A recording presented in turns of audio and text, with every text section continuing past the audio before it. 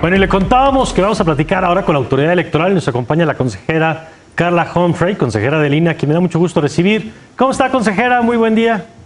Hola, buenos días. Mucho gusto en platicar con ustedes. Desde aquí, el INE, acabamos de terminar una sesión y estamos por reanudarla a partir de las 12 del día. Muy bien. Bueno, pues empezamos con esto que yo lo decía antes del corte. Creo que si hay un gran ganador del proceso, más allá de los partidos, es el INE, que lo primero que quisiera conocer es cómo vivió este proceso, porque de manera típica teníamos al presidente tundiéndolos un día sí y otro también en la mañanera, teníamos a Morena haciendo campaña con videos en contra de la autoridad electoral, es decir, un clima político, yo diría, atípico, incluso rayando en la hostilidad hacia la autoridad electoral, y a pesar de eso y de la pandemia tenemos un proceso con niveles récord de participación y donde el tema son los resultados, no el proceso. Pues creo que justamente es un éxito en ese término que la ciudadanía se haya apropiado de las elecciones, que hayan ido a votar pacíficamente, que se instalaran pues casi 99.6% de todas las casillas, de las más de 162,000 casillas, y como mencionabas, que además fuera un proceso electoral con tan alta participación. Como lo viví personalmente, pues estuve 1 hora y media haciendo fila para poder votar, cosa que en mi casilla no sucedía. La gente súper paciente esperando pues que llegara el momento de votar, entendiendo además que son nuestros vecinos y vecinas los que tienen que instalar las casillas, son los que están en ese momento, son las autoridades electorales en esa casilla, y además que son las que cuentan nuestros votos. Así que creo que es una muy buena noticia que las y los mexicanos estamos interesados en nuestra democracia, en el destino que queremos darle a nuestro país, y también hacerlo por las vías legales, por las vías pacíficas, y en este caso pues yendo a votar. De acuerdo. Javier. Consejera, buenos días. Usted preside la Comisión de Equidad y Género en el INE, y fue usted quien impulsó, junto con algunas de sus compañeras consejeras, el hecho de que para las gubernaturas hubiera paridad en las candidaturas. ¿Cómo se sienten los resultados que llevan a varias mujeres a ser gobernadoras esta vez?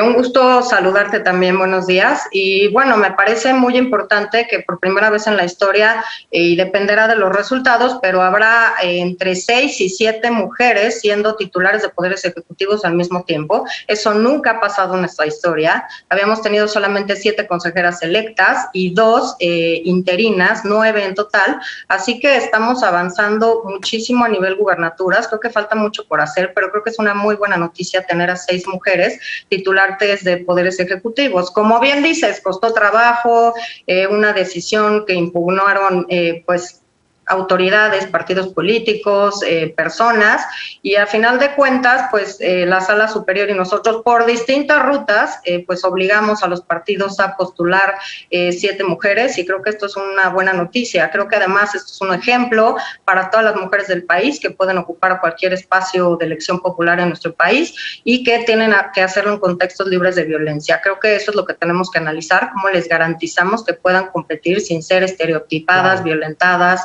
y por supuesto cómo incidimos positivamente desde el tema de educación, por supuesto desde el tema cultural, pero desde el tema de estos reglamentos, acuerdos y resoluciones que nos podemos dar para ir garantizando estos espacios libres de violencia. Yo creo que ese es uno de los grandes avances de esta elección, junto con la representación de grupos de la diversidad sexual, grupos indígenas, pero creo que en la parte oscura del proceso, no el día de la jornada, sino en la campaña, está la violencia, y la violencia en donde el crimen de pronto aspira a convertirse en el gran elector que determina quién puede llegar a una candidatura, quién se tiene que hacer a un lado.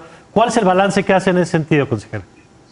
El balance que hacemos es que, bueno, hay violencia en nuestro país por distintas razones, no todas directamente relacionadas con el proceso electoral, que en el marco del proceso desafortunadamente fueron asesinados y asesinadas 20, 30 personas ya un día antes de la elección, y por supuesto pues hay contextos en que pues hay violencia por el crimen organizado, por el narcotráfico, incluso en comunidades y pueblos indígenas por los límites comunitarios, o por ver si pasan del sistema de partidos al sistema tradicional tradicional y obviamente conflictos muy añejos que no todos tienen que ver con las elecciones, pero que se magnifican con esta lupa que es el proceso electoral, y más cuando es por primera vez en todas las entidades federativas y con más de 20,000 cargos de elección popular. Así que creo que tenemos que hacer ese análisis muy claro, y creo que la ciudadanía sí lo expresó, yendo a votar pacíficamente el día de la jornada a las urnas. Creo que nos da una muy buena lección de por dónde tenemos que conducir las actividades, tanto las autoridades electorales como los partidos políticos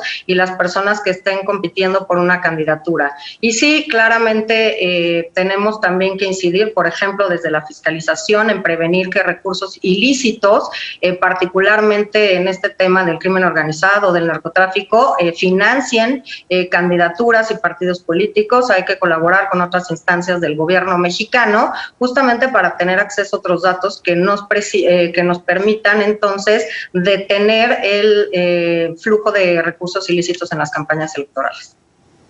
Consejera, a la vuelta de la esquina tienen otra elección, tienen el 1 de agosto la elección, consulta sobre los expresidentes. La Secretaría de Hacienda no le dio dinero al INE para hacer esta consulta. Le pregunto, ¿habrá consulta el 1 de agosto y en su caso, cómo será esta? Sin duda habrá consulta, es nuestra obligación constitucional y vamos a cumplir con ella. Sí, no tenemos los recursos porque cuando enviamos nuestro presupuesto no se había aprobado la consulta. Creo que también esto es un aprendizaje para nosotros, pues en todos los años tendremos que presupuestar que puede haber al menos una consulta popular, etiquetarlo por supuesto, si no hay consulta pues no se utilizan esos recursos, lo vamos a hacer con economías. Para esto además es muy importante que, como bien señalas, se está acabando este proceso electoral, tenemos ya gente capacitada, que obviamente se les va a preguntar si quieren también integrar estas mesas receptoras de opinión. Yo propuse que pudiera hacer esta consulta tanto en papeleta impresa física como por medios electrónicos, en este caso una electrónica, entre el INE y otras entidades federativas que podían prestarla, porque hay estados que también tienen urna, pero van a tener un proceso similar. Teníamos alrededor de 1,500 urnas, pero yo creo que hay que ir avanzando justamente en este esfuerzo de ahorrar recursos, no tener que imprimir actas, papeletas, no tener que distribuirlas por todo el país y un largo etcétera, tener los resultados en lugar de hoy que estamos haciendo estas jornadas de cómputos distritales y por circunscripción, poderlos hacer ese mismo día porque los tenemos con medios electrónicos. Entonces, va a ser solamente física, estamos instalando unidades territoriales y mesas receptoras de opinión, alrededor de 50,000. Estamos justamente también ajustando el número en función de los recursos que tengamos. Pues muy bien, pues vamos a seguir atentos, por supuesto, a eso, a la organización, y luego a ver los efectos del resultado, que ese ya no le toca al INE, le toca a quien haga la interpretación de la pregunta esta de los actores políticos del pasado. En fin, consejera, muchas gracias por haber estado aquí con nosotros. Al contrario, gracias a ustedes, me hubiera encantado ir presencialmente, pero reanudamos sesión en unos minutos, así que me fue imposible. Muchas gracias. No se preocupe, la próxima la hacemos acá. Perfecto, gracias. Muy bien, gracias, consejera. Y gracias, Javier. Gracias, Mario, muy buen día. Gusto verte por acá. Igualmente. Gracias. Nosotros vamos a un corte y regresamos. Marta Lamas, Mauricio Merino, aquí en la Agenda Pública. Ya volvemos.